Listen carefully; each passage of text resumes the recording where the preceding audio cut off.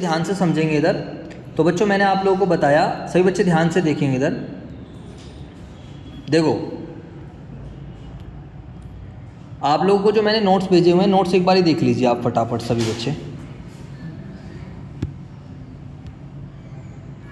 तो नोट्स में मैंने आप लोगों को बताया इशू ऑफ शेयर वाला हमारा चैप्टर है।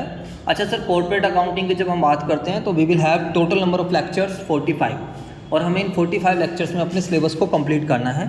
जो आपको मैंने सिलेबस भेजा हुआ है, इसका आप क्या करना सभी बच्चे, उसका प्रिंट आउट लेके अपने रजिस्टर के फर्स्ट पेज पे लगा देना, या फिर प्रिंट आउट अपने साथ रखना। मोबाइल पे हम ज़्यादा बिलीव नहीं करते हैं, मोबाइल की चीज़ें मोबाइल में रहती है, उसको रहने देंगे हम। और जब मैंने आपको बताया कि भाई हम जब कभी भी हम चैप्टर पढ़ेंगे, हम क्वेश्चन सोल्व करेंगे, तो we will solve most of the questions from किसके पॉइंट ऑफ व्यू से सोल्व करेंगे, पब्लिक कंपनी के पॉइंट ऑफ व्यू से। ठीक है, यहाँ पर जब हम कंपनी की बात करते हैं, आपको सब मैंने बता रखा है, कंपनी एक आर्टिफिशियल पर्सन है created by law having separate legal entity, perpetual succession and common seal. Most of the company have limited liability. कोई व्यक्ति कंपनी बनाता ही क्यों है, क्योंकि उसको क्या चाहिए, लिमिटेड लायबिलिटी, और दूसरा वो अपने आप को एक्सपेंड करना चाहता है। समझ में आया नहीं है? सारी कंपनी की लिमिटेड लायबिलिटी होती है एक्सेप्ट वन कंपनी, वो कंपनी जो अनलिमिटेड कंपनी है। मैं ज़्यादा डिटेल में नहीं समझा पाऊंगा, क्योंकि बच्चों ये वाला जो सारी कंपनीज वगैरह के बारे में डिस्कस आप कहाँ पर पढ़ोगे, आप कंपनी लॉ में। और जब हमारा सिलेबस ठीक ठाक चलने लग जाएगा तो हो सकता है मैं बीच बीच में आपको बताता भी रहूँ। उसके अलावा मैंने आपको समझाया private company, public company, OPC. What is the meaning of private company? मेरी तरफ देखेंगे सही बच्चे।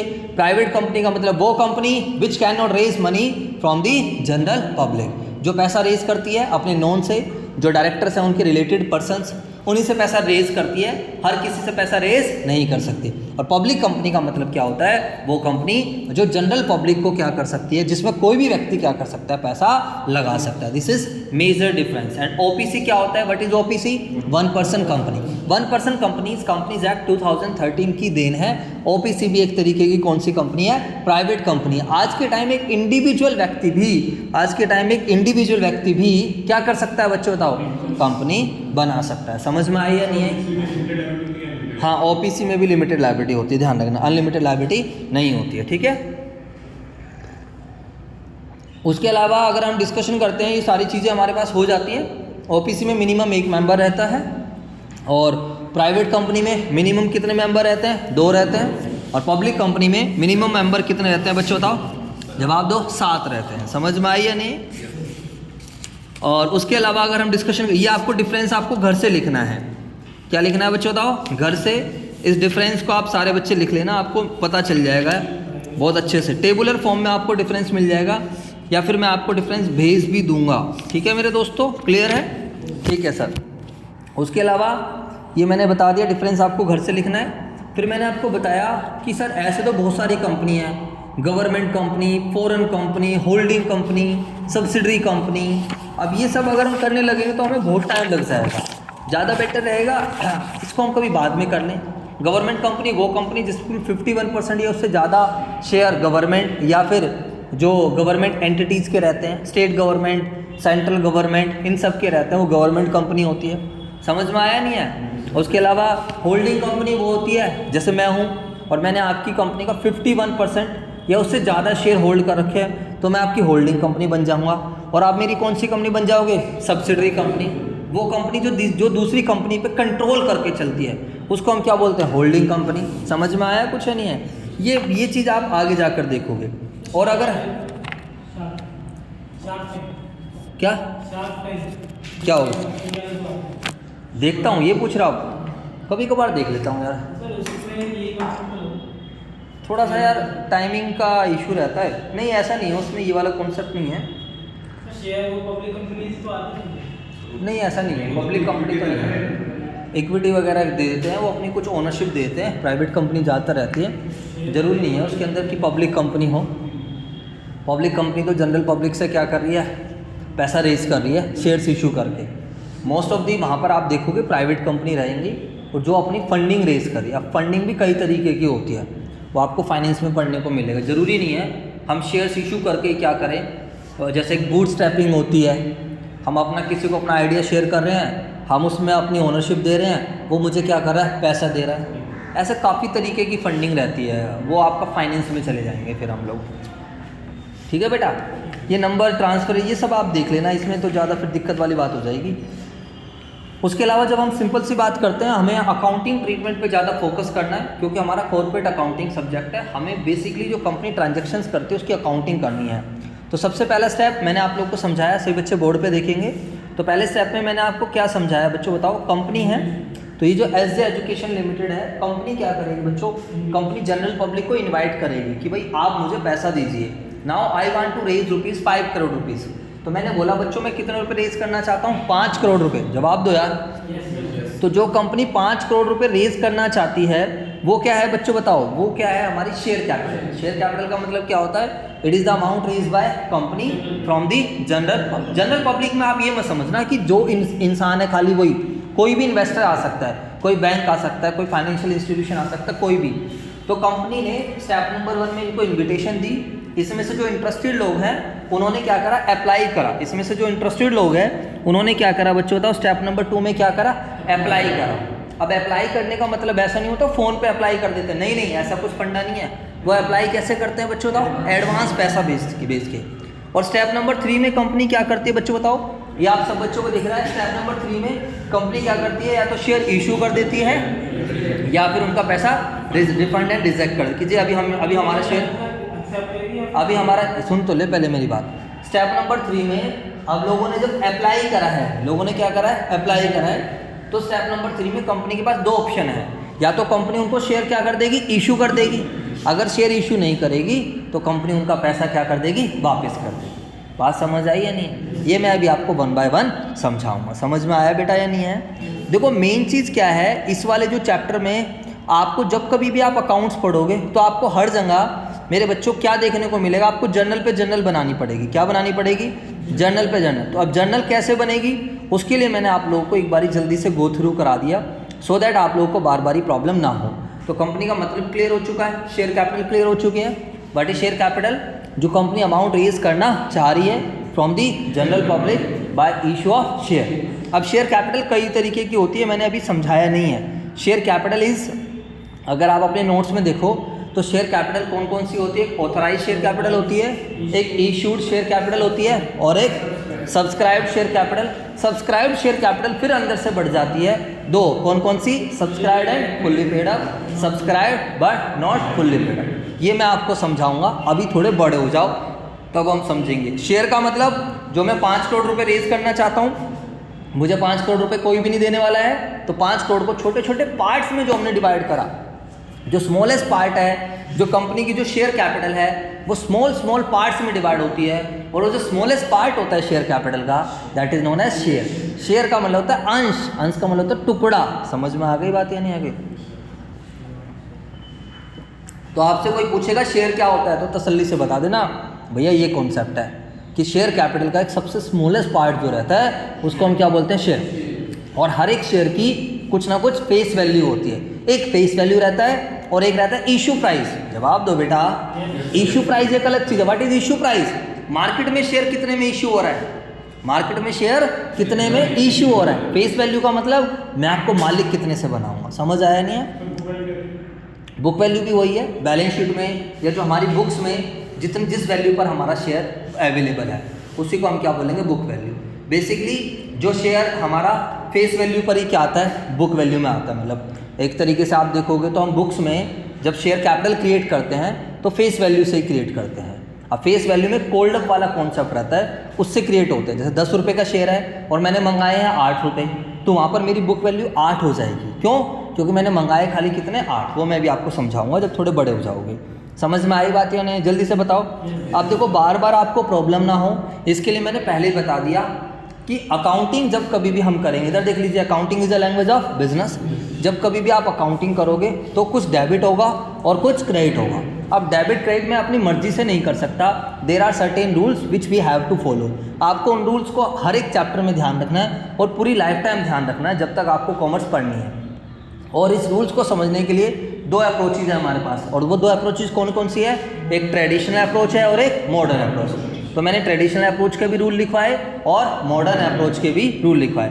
मॉडर्न अप्रोच क्या कहते हैं? अकाउंट कितने तरीके का होता है? 5। मेरी तरफ देख लीजिए सभी बच्चे। मॉडर्न अप्रोच क्या कहते हैं? अकाउंट कितने तरीके का? 5। और वो 5 कौन कौन सा है? एसेट्स, कैपिटल, लायबिलिटीज, एक्सपेंस और रेवेन्यू। एसेट्स के बैलेंस क्या होते हैं, आप चाहो तो अपने नोट्स में भी देख सकते हो। एसेट्स के बैलेंस क्या होते हैं, डेबिट। जैसे एसेट्स की बात करते हैं, एसेट्स के अंदर क्या क्या आता है, लैंड, बिल्डिंग, मशीनरी, फर्नीचर। मेरी तरफ देखो, land, building, machinery, furniture, bank, ये सब क्या है हमारी एसेट्स। ठीक है बेटा, समझ में आई बात? ये नहीं आपको आंख में कोई प्रॉब्लम है क्या बेटा, आइज में प्रॉब्लम है? अच्छा, थोड़ा कम दिखता है क्या आंख से? अच्छा हाँ, कोई बात, नो इशू, कोई दिक्कत नहीं, मुझे लगा थोड़ा सा कोई प्रॉब्लम। आपको आगे बैठना हो तो आगे बैठ जाए, ठीक है बेटा। अब बताओ, एसेट्स की बात करते हैं, cash in hand, cash at bank, ये सब हमारी asset, land, building, plant and machinery. तो बेटा एक बात ध्यान रखना, जब कभी भी एसेट्स बढ़ेगी तो हम क्या करेंगे, डेबिट। एसेट्स को कम करेंगे तो क्या करेंगे, क्रेडिट। आई बात समझ? अब देखो इस वाले चैप्टर से कनेक्ट करते हैं। इस वाले चैप्टर में मोस्टली एसेट्स कौन सी रहेगी, बैंक। ज़्यादातर सारी ट्रांजेक्शन हम किसके थ्रू करने वाले, बैंक। तो जब कभी भी बैंक बढ़ेगा, जब कभी भी बैंक बढ़ेगा तो हम क्या करेंगे, डेबिट। और जब कभी भी बैंक कम होगा तो हम क्या करें, क्रेडिट। बोलो हाँ या ना? इसीलिए बट मैं नहीं चाहता कि आपको बाद में मुंह बने और समझ में नहीं आ रही नहीं है तो वो तुम्हारी सिरदर्दी रहेगी। एक आधी क्लास रख के फाउंडेशन तैयार, फिर भैया आप गाड़ी भगाओ आगे। समझ में आ गई नहीं? इस वाले चैप्टर में फिर भी मैं थोड़े ज़्यादा टाइम लगा दूंगा, इसके बाद में चैप्टर में ज़्यादा टाइम नहीं लगाऊंगा, ऐसा मानते हुए कि आपका बेस तैयार हो जाए। और जो बच्चे नहीं आ रहे हैं वो फिर उनकी सिरदर्दी, I am not responsible for that. Expenses की बात करते हैं, वो चीज़ जिसका बेनिफिट एक्सपायर हो चुका है, जिसका बेनिफिट हमने एग्जॉस्ट कर लिया है, उसको हम क्या बोलते हैं, एक्सपेंस। जैसे रेंट है, सैलरी है, इलेक्ट्रिसिटी है, वेजेस है, एडवर्टीजमेंट है, इंटरेस्ट है, ये सब एक्सपेंसेस होते हैं। और एक्सपेंसेस के बैलेंस क्या होते हैं, डेबिट। बढ़ाना है तो डेबिट, कम करना है तो क्रेडिट। कैपिटल, कैपिटल के बैलेंस क्या होते हैं, क्रेडिट। कैपिटल क्या होती है, it is the amount invested bye owner. Owner ने जो बिजनेस में क्या करा है, पैसा लगाया, उसको हम क्या बोलते हैं, कैपिटल। कैपिटल के बैलेंस क्या होते हैं, क्रेडिट। बढ़ाना है तो क्रेडिट, कम करना है डेबिट। एक बात हमेशा ध्यान रखना, जिस चीज़ के जो बैलेंस है, जिस अकाउंट के जो बैलेंस है, अगर हम उसी तरफ एंट्री करेंगे तो वो अकाउंट क्या होगा, बढ़ जाएगा। और अगर अपोजिट साइड एंट्री करेंगे तो वो अकाउंट कम हो जाएगा। समझ में आ गई? जैसे इस वाले चैप्टर में बार बार शेयर कैपिटल आएगी, बार बार शेयर कैपिटल आएगी। तो जब कभी भी आपको शेयर कैपिटल क्रिएट करनी होगी, जब कभी भी आपको शेयर कैपिटल को बढ़ाना होगा तो आप क्या करोगे, क्रेडिट। और जब कभी भी शेयर कैपिटल को कम करना होगा तो क्या करेंगे, डेबिट। जैसे फोर फीचर का टॉपिक आएगा एक, तो फोर फीचर में क्या करना पड़ेगा, हमें शेयर कैपिटल को क्या करना पड़ेगा, कम करना पड़ेगा। अरे बोलो यार, तो हम डेबिट कर देंगे। समझ में आई?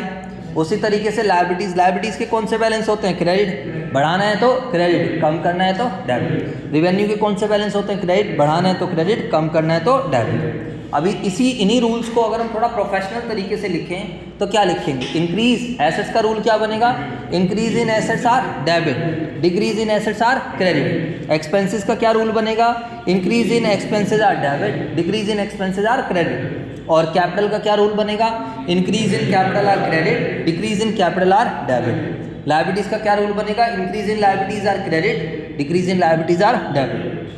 समझ में आया? उसी तरीके से रिवेन्यू और इनकम का क्या रूल बनेगा, इंक्रीज इन रिवेन्यू और income are credit, decrease in revenue और इनकम आर डेबिट। क्लियर हो गई सारे बच्चों को बात? इसको अपने दिमाग में सेट रखना। समझ में आ गई? इसके बाद चलते हैं ट्रेडिशनल अप्रोच। ट्रेडिशनल अप्रोच क्या कहता है, मेरी तरफ देखो सारे बच्चे, ट्रेडिशनल अप्रोच कहता है अकाउंट दो तरीके का होगा, पर्सनल या फिर इम्पर्सनल। इम्पर्सनल फिर फर्दर बढ़ जाता है, किस किस में बढ़ जाता है, रियल और नॉन। तो आप सीधा भी ध्यान रखते हो तो पर्सनल, रियल या फिर नॉन। और पर्सनल अकाउंट क्या होता है, that account which is related with person. अब पर्सन में नेचुरल भी आ जाता है, आर्टिफिशियल भी आ जाता है और रिप्रेजेंट। नेचुरल पर्सन कौन है, हम सब, we all are the natural person. Ram Shyam, Sita Gita, Sanjay Sandeep, आप सब क्या हो बताओ, we all are natural person. समझ? आर्टिफिशियल पर्सन क्या है, company, bank, financial institution, LLP, ये सब क्या है, आर्टिफिशियल पर्सन। बोलो बच्चों। yes, तो पर्सनल अकाउंट का क्या रूल होता है, जल्दी से बताओ। Debit the receiver, credit the, यानी कि कोई पर्सन अगर बिजनेस से कोई चीज़ रिसीव करेगा तो हम उसको क्या करेंगे, डेबिट। आपको हमेशा किसके पॉइंट ऑफ व्यू से सोचना है, business. You have to think only from business point. आई बात समझ में? अब मान लो मैंने किसी को चेयर बेच दी, एक पर्सन आया चेयर लेके चला गया, तो अब आप उस पर्सन को पकड़ो, इधर देख लो, तो पर्सन क्या है, पर्सन क्या कर रहा है, वो रिसीवर का काम कर रहा है, गिवर का काम कर रहा है, receiver. Debit the receiver, he is receiving something from our business. तो जब कोई व्यक्ति हमारे बिजनेस से कोई चीज़ रिसीव करेगा तो हम उसको डेबिट करेंगे, debit the receiver, credit the giver. समझ में आ गई बात या नहीं? और रियल अकाउंट, रियल अकाउंट किस चीज़ से कनेक्टेड होता है, एसेट्स। अब आपको पता है एसेट्स लैंड चाहे टेंजिबल हो चाहे इंटेंजिबल हो, सारी एसेट्स आ जाएंगी इसमें।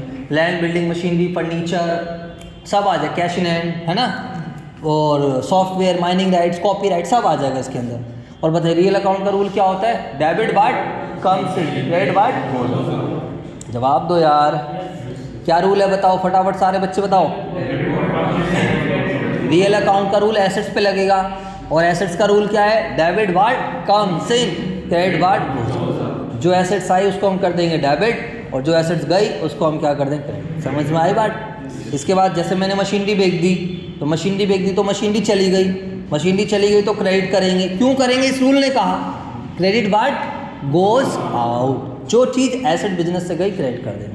इसके बाद नॉमिनल अकाउंट की बात करते हैं। What is nominal account? That account which is related with expenses, losses, income, gains, revenue. तो बिजनेस के जितने भी एक्सपेंस और लॉसेस रहेंगे उसको हम कर देंगे डेबिट। इधर देख लीजिए, debit all expenses and losses, credit all income, gains and revenue. समझ में आई? जी सर। बिजनेस के जितने भी एक्सपेंस एंड लॉस है वो सारे डेबिट हो जाएंगे, और बिजनेस के जितने भी इनकम और गेन्स हैं उन सबको क्या कर देंगे? क्रेडिट। अब हम इसी चीज़ को अकाउंटिंग ट्रीटमेंट को समझते हैं। ये हमारी कंपनी है। कंपनी ने स्टेप नंबर 1 में क्या करा? जनरल पब्लिक को क्या करा? इनवाइट किया। आप लोगों को दिख रहा होगा, जल्दी से बताओ। कंपनी ने स्टेप नंबर 1 में मेरे दोस्तों जनरल पब्लिक को क्या करा? इन्विटेशन। और इन्विटेशन देने की कोई भी जर्नल एंट्री नहीं है। क्यों नहीं होगी इन्विटेशन देने की जर्नल एंट्री? क्योंकि देयर इज नो फाइनेंशियल, क्योंकि कोई फाइनेंशियल ट्रांजैक्शन नहीं हुई है। समझ में आया नहीं है? इसको डाल दो। और एक बात बताओ सारे बच्चे, सेकंड स्टेप में क्या हुआ? सेकंड स्टेप जैसे कि आप सब बच्चों को दिख रहा है, वाइट वाली लाइन है, बोलो फटाफट। इधर देखो, सेकंड स्टेप में जो पब्लिक है, पब्लिक ने किसको पैसा भेजा? कंपनी को। अरे बोलो यार, आप किसके अकाउंटेंट हो? कंपनी के। You have to think from companies point. अब बताओ कंपनी के पास क्या आया? पैसा आया। और अभी मैंने समझाया जब पैसा आएगा तो बताइए मेरे दोस्तों हम क्या एंट्री बनाएंगे? Bank account debit to share. आई बात समझ? ये आपके सामने लिख भी रखा है, ठीक है। अब स्टेप नंबर 3 में क्या होगा? जल्दी से बताओ। स्टेप नंबर 3 में या तो कंपनी क्या करेगी? शेयर इशू करेगी। या तो कंपनी क्या करेगी? शेयर इशू करेगी। और अगर शेयर इशू नहीं करेगी तो क्या करेगी? उनका पैसा वापस कर देगी। तो स्टेप नंबर 3 में जब कंपनी शेयर इशू करती है तो क्या एंट्री बनाते हैं? Share application account debit to share capital. बात समझ में आ रही है नहीं आ रही है? जब कंपनी शेयर इशू करती है तो क्या एंट्री बनाती है? Share application account debit to share. ये टेम्परेरी अकाउंट था शेयर एप्लीकेशन। अच्छा सर आपने शेयर एप्लीकेशन का लॉजिक नहीं बताया, क्रेडिट क्यों करा? बिल्कुल देखो, बैंक अकाउंट डेबिट का लॉजिक समझ में आया? बैंक बढ़ गया। अगर हम इसको ट्रेडिशनल अप्रोच से समझते हैं तो बैंक एक पर्सन है, पर्सनल अकाउंट का रूल लगेगा। Debit the receiver, credit the giver. तो कंपनी के बैंक ने पैसा रिसीव किया है तो हम क्या करेंगे? Bank account debit. Share application क्यों क्रेडिट कर रहे हैं? ये जो एप्लीकेंट्स हैं दे आर पर्सन्स। वो क्या है? Person. It can be natural और आर्टिफिशियल, कोई भी हो सकते हैं। अब पर्सनल अकाउंट का रूल मैंने अभी आपको समझाया। क्या रूल होता है पर्सनल अकाउंट का बताओ? Debit the receiver, credit the giver. तो बेटा गिवर है ना, दे आर गिवर, वो हमें पैसा दे रहे हैं तो हम उसको क्रेडिट करेंगे। ये पर्सनल नेचर का अकाउंट होता है। आपसे इंटरव्यू में कोई पूछ ले कि शेयर एप्लीकेशन अकाउंट की नेचर क्या है, आप क्या बताओगे? वो पर्सनल नेचर का है। तो एंट्री क्या हो जाएगी? Bank account debit to share application. अभी तक ये एप्लीकेंट है। अब मैं जब शेयर इन्हें इशू करूंगा तो क्या एंट्री बनाऊंगा? Share application. ये टेम्परेरी अकाउंट खत्म कर दूंगा पिक्चर से। बोलो बच्चों। क्योंकि आज they had become share holder, क्योंकि कंपनी ने उनको क्या इशू कर दिए? शेयर। तो अब एंट्री क्या हो जाएगी? Share application account debit to share. और अभी आपको समझाया कैपिटल क्रिएट कर रहे हैं, ओनरशिप क्रिएट, भाई बंद करो इसको। ओनरशिप बना रहे हैं, मालिक बना रहे हैं। कैपिटल के बैलेंस क्या होते हैं? क्रेडिट। बढ़ाना है तो क्रेडिट करना है, या फिर क्रेडिट द गिवर। समझ आया नहीं है? Accounting is a language of business. जैसे मैं हिंदी बोल रहा हूँ, इंग्लिश बोल रहा हूँ, आपको समझ में आ रही है। जिस दिन आपने सही में अकाउंटिंग पढ़नी स्टार्ट कर दी उस दिन आप क्या हो गया? यार जो हो रहा है वही तो है। जैसे अभी आपके सामने हमने चाय पी, पैसा गया, आपके सामने देखा, तो पैसा जाता है तो credit word goes out. Cash को हम क्रेडिट करते हैं।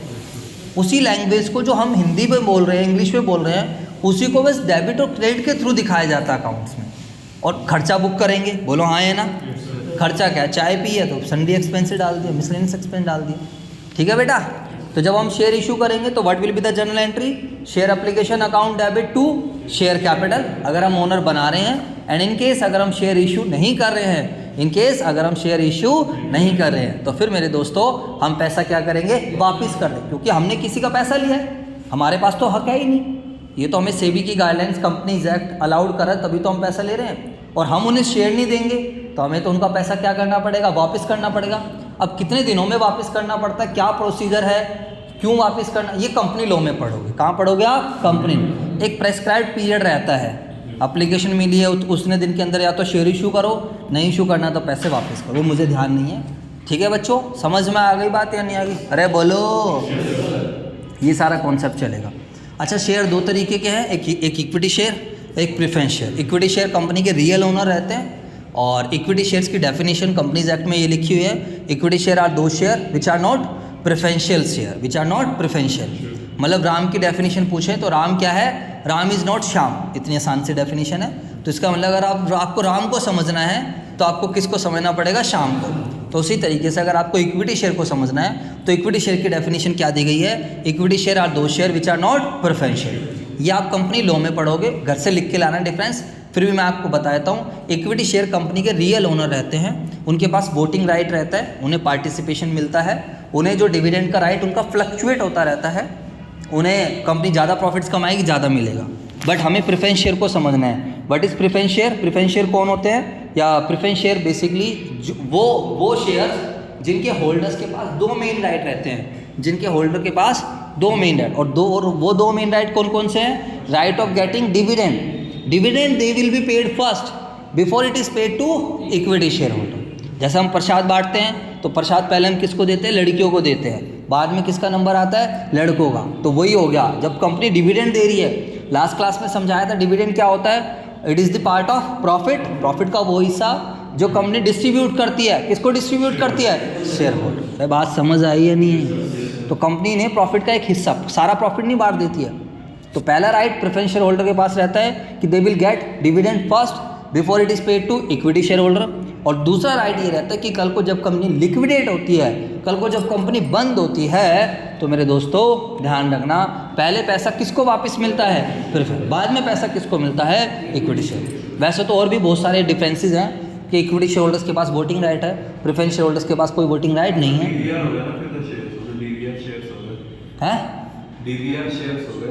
डीवीआर शेयर जिससे कि प्रेफरेंस वालों को वोटिंग राइट नहीं होता है, हाँ, और उनको प्रॉफिट और जो डिविडेंड होता है पहले दिया जाता है, तो सर वो तो डीवीआर की कैटेगरी में आ जाते हैं ना। डीवीआर क्या होता है सर, डीवीआर शेयर्स का टाइप होता है। पता नहीं भाई, मुझे नहीं पता, बातें नहीं, सारे बच्चे ध्यान से समझेंगे। वैसे प्रेफरेंस शेयर के पास एक्सेप्शनल केसेस में राइट्स मिल सकता है, और preference shares can be converted into equity shares को हम कन्वर्ट नहीं कर सकते हैं, ऐसा कुछ आपके डिफरेंसेस मिलेंगे। अच्छा, एक बात ध्यान रखना, प्रेफरेंस शेयर्स का जो रेट ऑफ डिविडेंड रहता है वो फिक्स रहता है, तभी आपने देखना 8%, 10%, 12% लगा रहता है, बट इक्विटी शेयर्स का कोई रेट ऑफ डिविडेंड फिक्स नहीं। अगर कंपनी ज़्यादा प्रॉफिट्स कमाएगी तो उन्हें ज़्यादा मिलेगा, और अगर कंपनी कम प्रॉफिट कमाएगी तो उन्हें कम मिलेगा। ये काफ़ी सारी चीज़ें हैं जो आप लोगों को देखने को मिलेंगी। आप फर्स्ट वाले चैप्टर में देखना चाहो तो इसको देख सकते हो बच्चों, ठीक है। फर्स्ट चैप्टर आपका जे.आर. मोंगा के हिसाब से तो ख़त्म ही हो जाता है। काफ़ी टाइप ऑफ कंपनीज, बाकी article of association, memorandum of association, ये सब ज़्यादा डिटेल में आपको कहाँ पर पढ़ने को मिलेगा बच्चों, बताओ। बेसिकली कंपनी लॉ में। फिर भी बता देता हूँ, मेमोरेंडम ऑफ एसोसिएशन में कंपनी के बारे में एक तरीके से कंपनी का चार्टर रहता है कि, है ना भाई, कंपनी का क्या ऑब्जेक्ट है, उसमें 3-4 चीज़ें हमें डिस्क्लोज करनी पड़ती है। कंपनी की कैपिटल, कुछ क्लोजेज रहते हैं, आप लोगों ने देखा हो, capital close, object close, office close, registered office close, जवाब दो यार, लायबिलिटी क्लोज, नेम क्लोज। तो बेसिकली मेमोरेंडम ऑफ एसोसिएशन को कंपनी का चार्टर भी बोला जाता है, जो कंपनी के ऑब्जेक्टिव्स को बताता है, जिसमें ये कहा जाता है कि कंपनी किस नाम से चलेगी। कंपनी आपको पता है, जो एक कंपनी एक नाम से बन गई, फिर पूरे इंडिया में या पूरे वर्ल्ड में फिर उस नाम से कोई दूसरी कंपनी नहीं बन सकती, प्रोप्राइटरशिप पार्टनरशिप में फिर भी चल जाता है, ठीक है। उसके अलावा अगर हम बात करते हैं सिचुएशन क्लोज, आप अपना रजिस्टर्ड ऑफिस कौन से स्टेट में रखोगे, ये सब बताना पड़ता है। ऑब्जेक्ट क्लोज, अब आपको अपनी कंपनी बनानी है, आप पब्लिक कंपनी बनाने जा रहे हो, you have to mention your object, कि मुझे एजुकेशन लाइन में बनाना है, मुझे ट्रेडिंग का काम करना है। आपको इलीगल एक्टिविटी करके कंपनी थोड़ी बना सकते हो। और आपको एक कैपिटल क्लोज बताना पड़ता है कि आपको कितनी फ़ीस रखनी है, कितनी ऑथराइज कैपिटल आपको रखनी है, वो आपको आरओसी को बताना पड़ता है, उसी के हिसाब से आपकी फ़ीस लगती है। समझ में आया कुछ या नहीं आया? कैपिटल क्लोज, ये सब चीज़ें रहेंगी। अब मैं इन सब में ज़्यादा डिटेल में नहीं जाऊँगा क्योंकि this is not part of my syllabus, मैंने आपको पहले ही बता दिया। फिर भी मैंने आपको इतना आइडिया दे दिया है, that is more than enough. उसी तरीके से एक आर्टिकल ऑफ एसोसिएशन रहता है। आर्टिकल ऑफ एसोसिएशन में बेसिकली कंपनी के रूल्स एंड रेगुलेशंस रहते हैं कि कंपनी आर्टिकल ऑफ एसोसिएशन के बियॉन्ड जाके काम नहीं करेगी। ठीक है, इसको आप पढ़ लेना, साथ के साथ कंपनी लॉ से पढ़ लेना। थोड़ा बहुत मैंने अकाउंटिंग ट्रीटमेंट भी बताया, equity share, preference share, private company, public company, OPC, share क्या होता है, शेयर कैपिटल क्या होती है, काफ़ी कुछ मैंने रोड मैप आप लोगों का क्लियर कर दिया। समझ आया? कंपनी शेयर इशू कैसे करती है, शेयर कैपिटल। अगली क्लास में हम डिस्कस करेंगे ये जो टाइप्स ऑफ शेयर कैपिटल है, ऑथराइज, इशूड, सब्सक्राइब, ये सब डिस्कस करेंगे। और जैसे मैंने शेयर इशू करना सिखाया, अगली क्लास में डिस्कस करूँगा lump sum, installments, share issued at par, at premium, ये सब हम डिस्कस करेंगे। टाइम लगा तो अगली क्लास में फिर बीच में ही एक टॉपिक कॉल सिनेरियो का भी डाल दूंगा। समझ में आया नहीं आया? तो है कॉल सिनेरियो, जब कोई शेयर होल्डर टाइम से पैसे नहीं देता है उसको हम कॉल सिनेरियो भी बोलते हैं। समझ में आ गया? आज अभी मेरे स्टार्टिंग के 2-3 लेक्चर्स आप लोगों के लिए ऑफिशियली तो फर्स्ट लेक्चर है ये आपका, क्योंकि फ्राइडे पहला अभी पढ़ा है, बट फिर भी आप लोगों की फाउंडेशन मैंने काफ़ी अच्छी बना दी है। फिर भी डोंट हेजिटेट, इधर देख लीजिए, कोई चीज़ समझ में ना आए बच्चों मेरे से शर्माना नहीं है, और किसी भी टीचर से आप शर्माते रहना। क्लास में पूछ सको क्लास में पूछ लेना, अलग से पूछना अलग से पूछ लेना, बट मेरे साथ साथ चलते रहना। क्लास मिस करोगे मैं आपको इग्नोर मारना स्टार्ट करूँगा, मेरे पास कोई ऑप्शन नहीं है। तुम्हें समझ आ रहा नहीं आ रहा, क्लास के बाद ट्रीट करूँगा आप लोगों को। समझ में आ गया? क्योंकि बच्चों to complete the entire syllabus in just 45 lectures it is very difficult task for us. समझ में आ गया? तो आप लोगों को उसी हिसाब से कोऑपरेट करना है। ठीक है बच्चों, चलो जी।